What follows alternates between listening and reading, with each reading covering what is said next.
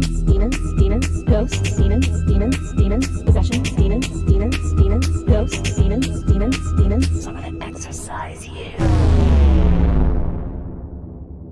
Hi. Hello. I'm Erica. And I'm Nicole. And this is Cheers from the Grave. Huzzah! Yay. Episode 14. 14? 14. Okay. Yes. Stephanie is not here today because she is going on vacation, and she's been getting ready for that and stuff, right? When is she leaving for vacation?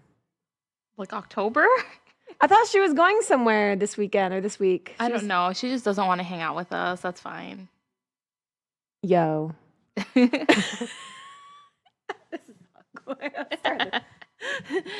All right. No, keep it all in. Okay, keep it all in. Oh, God. So, how have you been this week? Pretty good. Yeah? Anything exciting, new, fun? Not really, no. Just same old at my job. That's Yeah. it. How about you?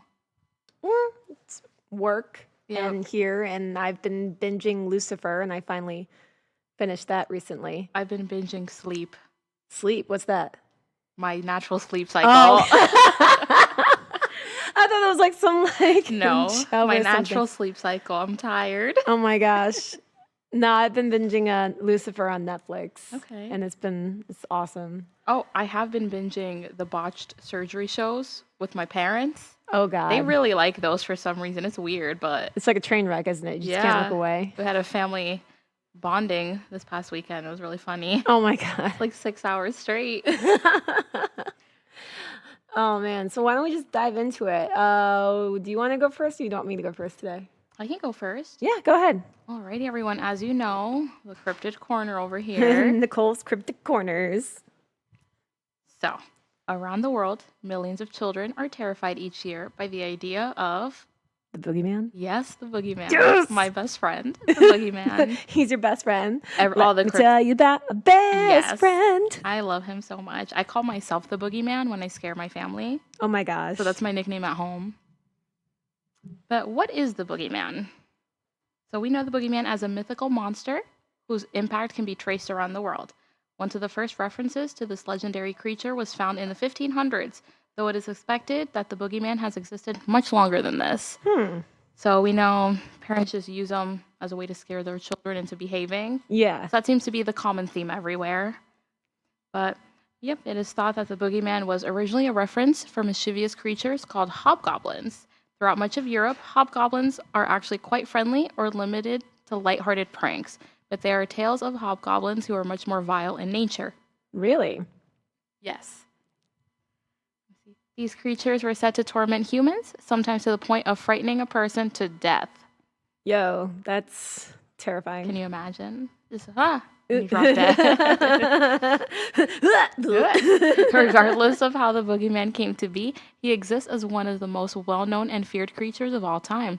There are hundreds of names for the Boogeyman around the world, each with their own interesting twist because the Boogeyman has such a large global impact, it is difficult to determine which country told the first tales of the monster.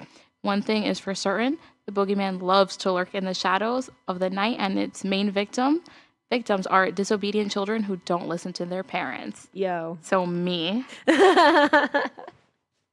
Alrighty. So physical descriptions of the Boogeyman vary from country to country, though there are a few similarities. The majority of the Boogeymen are some sort of spirit or entity that terrorize the naughty children. They could strike for a number of reasons, ranging from anger towards the children who leave things dirty to hunger for children who stayed up past their bedtime. Yo, Emma. He's coming. Many Boogeymen are said to have long nails or claws that they use to scratch against window panes in the middle of the night. There are also tales of Boogeymen who have terrifying eyes that haunt children who venture outside after dark.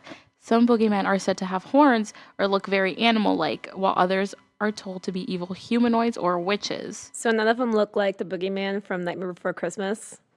No, I love him.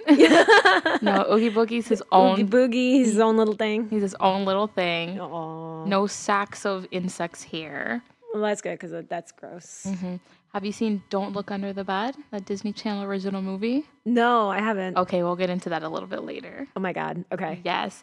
All right, so other boogeymen have no appearance, are said to have no figure or the ability to shapeshift. They can appear as the tree limbs scratching against your window or simply present themselves as a terrifying shadow lurking underneath the bed. Ugh. So it's just an entity, it's a being that's just haunting all these children who misbehave. And that's crazy. my favorite kind of cryptid. Because it terrorizes children. Yes. Alrighty, so a little bit into the boogeyman's personality. The boogeyman, while mysterious, is best understood through its motivations. The boogeyman is primarily fixated on children, though there are myths in some countries that suggest the boogeyman will seek out anyone who is guilty of wrongdoing. Regardless of what age group a particular boogeyman goes after, it seems to be a common theme that the boogeyman will not attack those who are considered to be good. So not me. Maybe Emma. Is she good? She's been good today. She's been good. She's a good kid. She's a good kid. There are many variations on why the boogeyman preys on its victims. Most versions of the boogeyman will come after children if they've been naughty and disobeyed their parents in some way. These boogeymen have a wide range of punishments that they choose from. Some boogeymen will only give children terrifying reminders like scratching on the window panes at night, appearing as shadows that lurk in their bedroom, or chasing them when they wandered away from their homes. What the hell? Can you imagine just going outside one day and you're just being chased by a boogeyman? Like, oh my God, little Johnny's out of his bed. I'm going to start coming. Coming. Other boogeymen are more sinister, making it even more important for children to mind their parents' instructions. These boogeymen have a taste for naughty children and will often sneak into their rooms to carry them away into the night. These children are often never found and are said to be eaten by the boogeyman. That's great. That's a little bit extreme. That's like crazy extreme. Behave. Behave or else you're going to get carried away and eaten. Jesus. There is also a strange category of boogeymen who do not come after children simply for being naughty. These boogeymen often serve as a strange sort of protector, even though they tend to have terrifying appearances. There are also boogeymen who don't discriminate with the age of their target. They simply attack the guilty. Huh. So there's a few boogeymen from around the world. We have the Wewe Gombel in the Semarang area of central Java. So that's what they call him there. We have El Coco, which is in more of the Hispanic cultures. Some of them also know him as El Cucuy. Okay. And that's one of my favorite names to call him, El Cucuy. We have Babaroga, and it's the Croatian boogeyman. Then we have the Tata Duende, which duende is another word for gnome or goblin. Okay. And this one comes from other areas in Latin America, most prominently in the Mayan and Mestizo folklore. Then we have the Namahag, which is the Japanese demon who preys on the children. Oh, Jesus. And then the Luomo Nero, typically portrayed as a man dressed in black. And this one's more in the Eastern Mediterranean area. And we have the Night Hag, which is just simply another North American name they call them. We have the Jumbi, which is in Caribbean folklore. Okay. So that's pretty much it on the boogeyman. But when I was asking you about Don't Look Under the Bed, it's a nice old Disney Channel original movie. I think late 90s, early 2000s. Okay. So get this. Their lore for the boogeyman. The story, spoiler alerts for anyone who hasn't seen it. We all should have. You haven't, right? I haven't, but I don't mind being spoiled. It's okay. Cool. It's all right. All right. So this girl, Frances, she was going into high school, living her best life, and then all of a sudden she's being terrorized by this boogeyman creature. Huh. Her brother has an imaginary friend, and that imaginary friend is visible to Frances. And he was telling her that, oh, you're after, like, this boogeyman is after you, something's going on. So to make a long story short, the boogeyman used to be Frances's old imaginary friend. And when the kids stop believing in the imaginary friends, those imaginary friends start getting the long nails, the long teeth. So basically started getting like angry that they're being forgotten. And they turn into boogeymen. And specifically for those kids. And Frances was going into high school and she's like, I'm too old for this. Oh my gosh. So that actually kind of makes sense though. Right? If you think about it. So if you or your children have any imaginary friends, don't stop believing in them because they might turn into boogeymen and chase after you. That's terrifying. and they're specific to you. Oh, that's terrifying. Yes. But I love the boogeyman.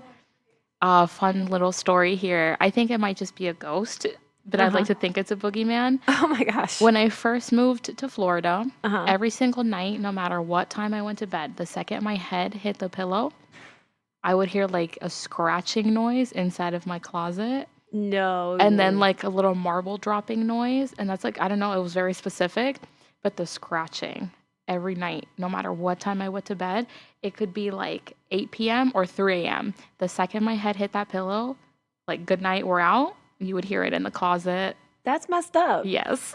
Did you ever go look to see what it could be? Or were you just too terrified? I mean, at night, no, never. But like during the day, I don't know. But one time I did have, not an EMF, but some kind of like a ghost tracker. Yeah. I went in all of my house, nothing. I put it in my closet. It went crazy. Oh my gosh.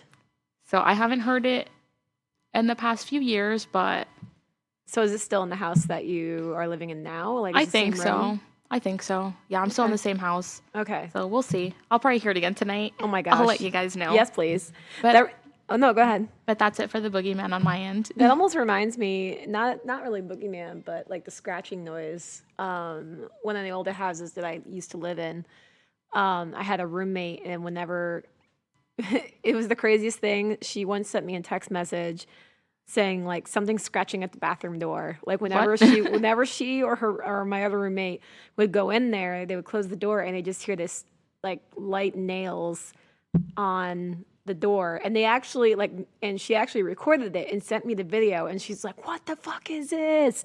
And it wasn't even it wasn't any of the cats. I was about to say, was it just a cat? No. It was definitely like some like intentionally like clipping your nails, like just tapping the nails across, and no one else was home. I don't like that. I'm used to mine. I know mine. Mine's friendly. Is it? Mine hasn't tried to hurt me. Well, that's good. Yeah. Normally what I do, like I know there's at least maybe 2 entities in my house. And I always say whenever I feel the presence a little bit more heightened one night or anything, mostly when I'm home alone, I just say, do whatever you want. Don't let me see you. Do whatever you want.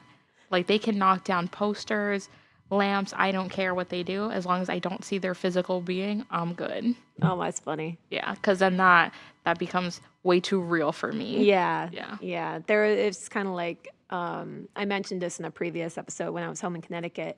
There was a incident that I had with my mom's Harry Potter wand where it was like placed on the floor. Like no one was home at the time. And when we came back from visiting my dad in the hospital, it was me, Kyle, and my sister and my daughter. And I saw it on the ground, and I was just like, I knew that it was the spirit that always had been living in that house, because that's the house that I grew up in. And I basically just flat out said, nope, like literally yelled in the house, nope, not today, no. And it stopped. So. Wow. So, but anyway, I have a little fun story that happened a few weeks ago to me. Ooh. Whenever my parents go on vacation, I'm in charge of taking care of the dog. Okay. And the dog is she likes my mom more. Okay. But I'll put her in my room, whatever. It's 3:30 a.m., right? Oh, no. And I'm like, okay, normally I like, normally I like to be asleep before 3:33. I'm like, too late now. Because something always happens to me. So, dog's chilling on my bed, home alone. Doors are all locked, even to my bedroom, which I don't do unless I'm home alone. Yeah. But 3:33 hits. Dog was perfectly calm. The second that time hit, she got stiff, stared at my door, and started growling. No, thank you. Out of nowhere. And I'll show you a picture. I have a picture of it. Terrifying. And I'm like, it's 3:33 a.m. My dog just got the spooks out of nowhere, and I'm shitting my pants. Oh my God. And I'm just like waiting to hear something outside of my door, and I'm like, this is it. This is where I die. This is how I die. I started going through all that in my head. I'm like, is this it? Am I gonna see it? Is it just gonna come through the wall? Is it gonna knock on the door? What is it? Oh my gosh. And then 3:34 hit. She calmed down. Where's the picture? Let me see the picture. Let me see if I can find it. And if I find it, I'll send it to you so we can put it on the page. Yeah, I was just gonna so say. everyone can see. It was on Snapchat. Let me see here. There we go. Oh, it's a She cute was. puppy. Thanks. That's Jessie. Oh, toy poodle. Aw. She was at attention. We think she's a poodle mixed with a Maltese, Yeah. but she also has like a mini greyhound body. Like her Oh. legs, like she has like the really long legs, and like the belly is like out, and then it goes all the way in, and then back Okay. out to her long legs. Huh. But yeah, Adorable. she's cute. But yep, she was just like that at attention. That's creepy. Terrifying. No, thank you. So, you want to hear what I got? Yes, please. So, I decided to take a trip. Like, not really, because I wish I could. One day. One day, because I would love to go here. I decided to do a story across the pond in Ireland. Ooh. Oh, I want to go so bad. Oh my gosh. I am Irish. Lucky. Yeah, well, mostly Irish. My great grandparents came here from Ireland. So I wanted to do something called the Leap Castle. Is this a more popular one? Maybe I've heard of? I don't know. Hold on. Nope, just kidding. The only one I know of is where you hang upside down and you kiss the wall. I don't remember where that. No, but I think that's a different one. Yeah, I think that is. So Leap Castle is in Kildare, County Offaly in Ireland. It's about 6 kilometers north of the town of Roscrea, Roscrea, and about 10 kilometers south of Kennedy. So the castle is thought to be built in the 1500s by the O'Bannon clan. They were secondary chieftains under the ruling of the O'Carroll clan. The building is said to be built on a previous castle, and before that, the site was used by druids for initiation ceremonies. Oh, okay. Yeah, I thought that was like, Threw me for a loop on that one. right? Local folklore tells the tale of 2 of the O'Bannon brothers who were contesting to be the chieftain of their own clan. It was originally named Liam Uwe, but I'm, you know what? For someone who's Irish, I can't do this. No, those are hard. Yeah, I can't do Celtic worth a damn. It was originally called Liam I think Ui, and then Banain, Bhanain, which means leap of the O'Bannons. Okay, so I guess Liam Bannon, that makes sense. So to show here's the fun thing with the O'Bannon brothers, to kind of fight and figure out who's going to own the castle and to show their loyalty and win rulership. The only way to settle that was with an argument that showed their strength and bravery. So the 2 of them jumped from a rocky outcrop where the castle was to be built, and the survivor won while the loser fell to a bloody death. And that is when the castle was then, so basically the castle started out on like the bed of blood and death and all that violence and stuff.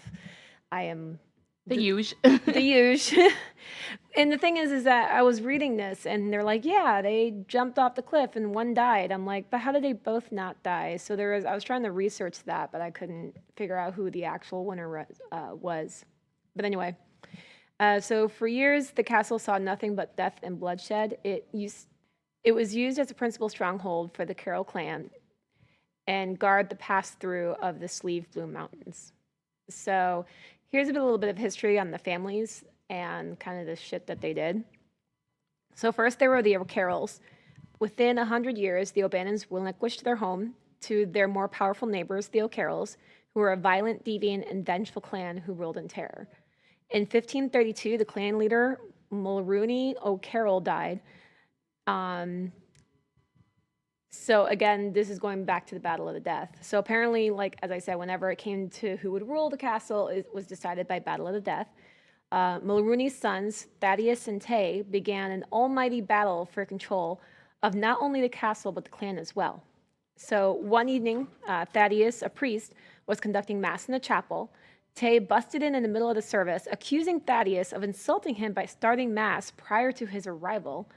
Because this angered him so much, stabbed his brother's chest and left his body sprawled across the blood-soaked altar. So, so he started church without his brother, and He his brother started got church- mad. Yeah. I love that. He started church without his brother, and his brother got mad, and so his brother stabbed him in the chest. Wow. I love that. Okay. Murder. So murder to this family was a favorite pastime, like gardening or fishing. This family would do anything to keep their grip on the land that they controlled.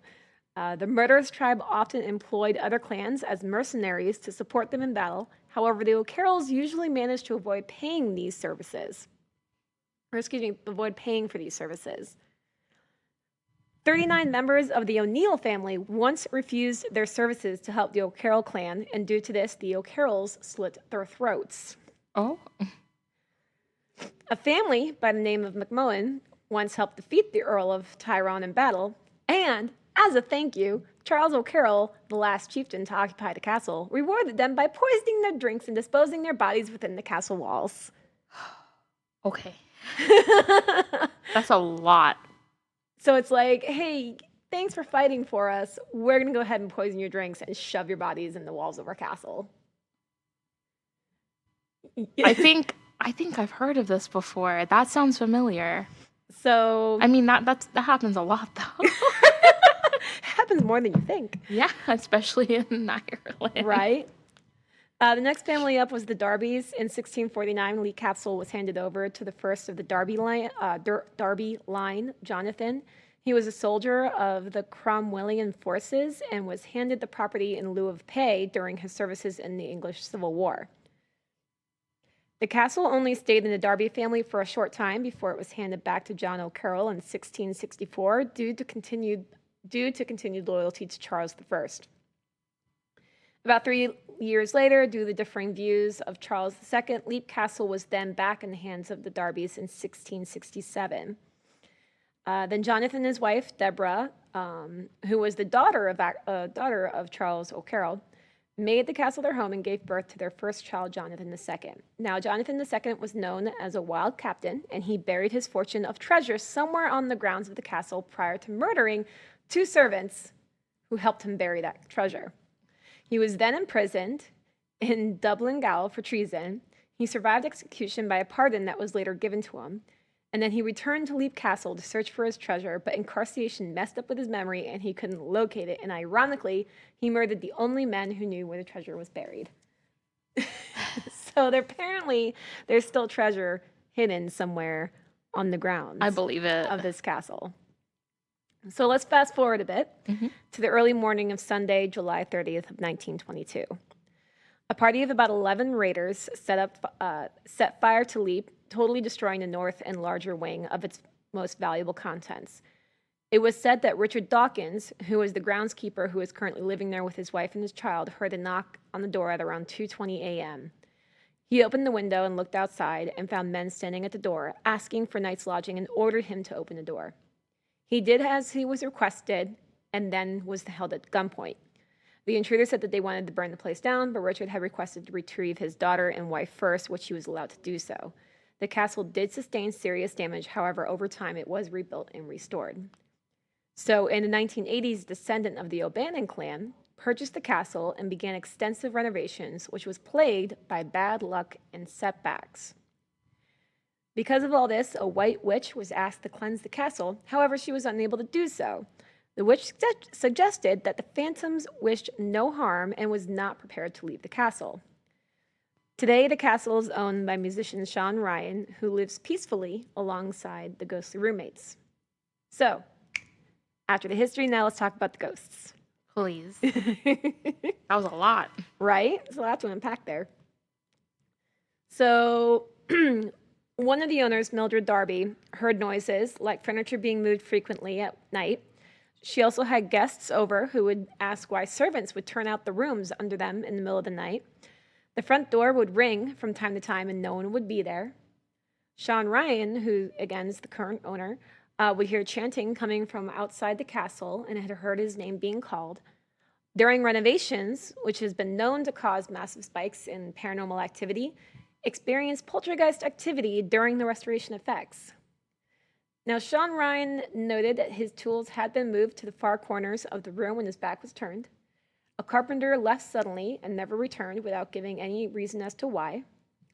Sean, who once was working on a ladder, when it was suddenly pushed away from him, forcing him to jump and fracture his knee. Now, going back to that white witch. Okay. Saying, hey, they're just here to be peaceful and everything. No. And do no harm. Yo, this ghost freaking knocked out a ladder from this guy, causing him to fracture his knee. Okay, but tell me if I heard incorrectly. The ghost would turn down the beds with people on them? No, actually they would hear the ghosts on like in the rooms below them, I guess. Oh, okay. Because I'm just like, can you imagine sleeping and then some weird old looking maid or butler is just taking your sheets out from under you and putting in new ones? I'd be like, oh, okay. Okay. Hello. Oh my gosh. So going back to that, so again, yeah, he fractured his knee. And then when Sean recovered and began restoration again, he had another accident which resulted in a broken ankle. So there are certain rooms that are notable, and one of them is called the Bloody Chapel, and that is where the two brothers got into a fight because, one started mass without the other. It's the home of many spirits that reside within the castle. People passing the castle at night have reported bright lights streaming out of the upper windows. Even in 1922, after the burning of the castle was basically a shell, this event was reported by witnesses. The Ryans will get phone calls from neighbors to let them know about the illuminations. Strange smells of rubber have been reported. The priest who was murdered by his brother for starting mass too early, he has been seen on many occasions in the Bloody Chapel. His spirit has been seen lurking on the stairway below and also leaving the chapel via the western door to the bartizan and down the northern stairs. Also within the chapel, there's something called the oblate, Oubliett, oblate? Yeah, Oblate? I believe you. Sure. Inside the Bloody Chapel, it's thought that the original use was to store valuables and also a place to hide in the event of a siege. However, it was used for more sinister means. It was modified to serve as a small dungeon where prisoners were thrown in, either dead or dying. So remember when O'Carroll rewarded his mercenaries for fighting with him for, poison? Mm-hmm. Their bodies were buried within those walls in that room. During renovations, the contents within the room were cleaned out and removed. It's said that 3 cartloads of skeletons were removed from that room. 3 cartloads of skeletons were removed. Oof. That's a lot. That's a lot of dead bodies. How big were the carts? I don't know. Probably very big. Because of the gruesome discovery, an emotional shockwave was sent through the castle, and many spirits, including the elemental, were woken up from their dormancy. There is a spirit of a man who seems to live within that area. He leaves the Bloody Chapel on occasion and wanders down to the lower levels of the castle, possibly the brother who was slain. There's a priest house. Since the burning, the priest house is still an empty shell. Shadowy forms are seen wandering through the middle of the building. Prior to the burning, spirits have been known to lay on people's beds and snore, and they'd feel weight pressed up against them. A burly man in rough clothes always pushed a heavy barrel up the back stairs of the wing near the servants' bedrooms, and when just at the top, the barrel would roll down and then disappear. A monk could also be seen walking in one window and out the other. There's another ghost there called the Red Lady. She's described as a tall woman wearing a red dress while carrying a dagger in her hand and raising it in a menacing manner. Again, I don't think this white witch knew what she was talking about. Some of these ghosts, I'm just like, yo, what? What if she wasn't a white witch? Dun, dun, dun. Right? Maybe. A strange luminescence can be seen radiating within her. People who have encountered the Red Lady have reported feeling an immense cold filling the room and permeating into their heart. Now, just an FYI, the next thing that I'm going to say, guys, is going to be a trigger warning. The trigger warning has rape, suicide, and child death. So just FYI, you might want to skip the next 15 seconds if you don't want to hear about this. So it's believed that the Red Woman was captured by the O'Carroll family and sadly raped. Baby born, as a result, was killed by O'Carroll, reasoning that they couldn't afford to feed the child. The woman became so distraught that she killed herself with the same blade that she is seen holding. So that is how they seem to think that she's, and why she still resides there. Yeah, that'll do it. Yep. Wow. There's an article submitted to the Occult Review, which reads the following. So this is a quote. On the 31st of October, I went to my bedroom at about 11 p.m. During the night, the time was 12:45, as I subsequently saw by my watch. I felt that I was awakened by somebody in my room. It was pitch dark, and at first I could see nothing. I was wide awake with an extraordinary cold feeling at my heart that rapidly increased with intensity. Almost immediately, I felt as much as saw that there was a tall figure in the middle of the room. My first impression was that O'Connell himself was there, as no other member of the household would correspond to the height. What is it? I asked. There was no answer, but now I could see, dimly at first and with increasing distinctness, that the tall figure was clothed from head to foot in red, and with its right hand raised menacingly in the air. To my utter astonishment, I could see that the light which illuminated the figure was from within, having very much the effect of the dark lantern used in the photographer's room. As the figure advanced toward me, the light increased, and I could see distantly that the form was that of a very tall woman holding some sort of weapon, knife or dagger, in her hand. What is it? I asked again. Who is it? Then hurriedly struck a match and lit my candle. As the flame of the match and the candle illuminated the room, I looked around, and the room was empty. Mildred Darby, who she was the owner for the castle for a while, and she was the one that kind of started the whole, I don't want to say started, but kind of started validating the fact that there were spirits living in that castle. She also makes a mention of a spirit in her article, Kilman Castle, the House of Horror. She says that there is a dark woman in a historic scarlet silk dress that's restless. She haunts the blue room, which always used to be the nursery, and sobs at the foot of children's beds. There's also the ghost of two young girls named Emily and Charlotte. They're mostly seen playing in the main hall and running up the stairwell. It's believed they have lived in the castle around 1600s. Emily died at age 11 after falling from the castle's southeastern battlements. So people have reported seeing a girl falling from the castle before hitting the ground. Charlotte has been seen with a deformed leg that drags backwards behind her. Mildred Darby also says, in quote, another night I was sleeping with my little girl. I awoke and saw a girl with long, fair hair standing at the fireplace, one hand at her side and the other on the chimney piece. Thinking at first it was my little girl, I felt on the pillow to see if she were gone, but she was fast asleep. There was no fire or light of any kind in the room. Let's see. There's another one called The Murdered Woman.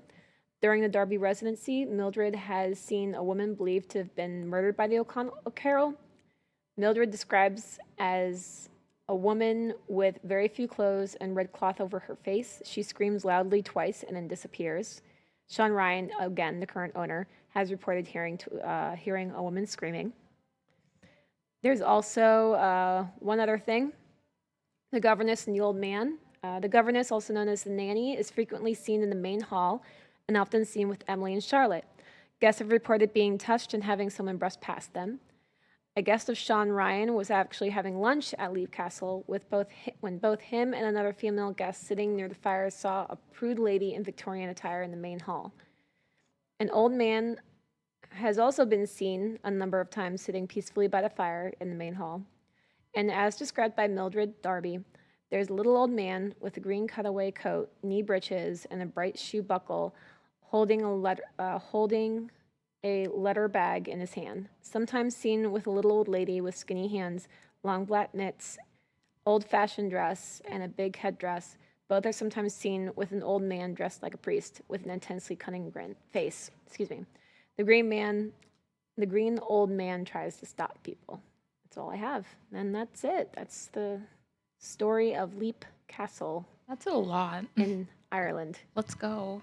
Yeah, I want to go there. It's not open really to actual visitors, but I heard that every once in a while, like Steve Ryan or not Steve Ryan. What was his name? Was it Steve Ryan? Why did the name like all of a sudden like escape me? Sean Ryan. He'll sometimes, open it up for visitors who want to like take a tour and stuff like that. So, but yeah, it's pretty crazy, but it's a pretty cool castle. This is a picture of it. Oh, that's actually really pretty. Right? That's not what I pictured in my head. Yeah. So, one day, It's I would very like to go. small. Yeah. As far as castles go, it's Well, a very lot of small. castles do tend to be not as large as you would. I got him. I totally missed it. Yeah, it's like as far as castles go. Oh my God. Kyle's sleeping. We bored him to death. I hope we didn't bore you guys to death. I hope you liked my joke that woke him up. So yeah. So that's that. There's another episode down. Huzzah. Yay. Yay! Again, thanks so much for tuning in with us. We appreciate it. Oh, I wanted to tell you actually. So, side note, I was leaving work Friday. I forgot what day it was today.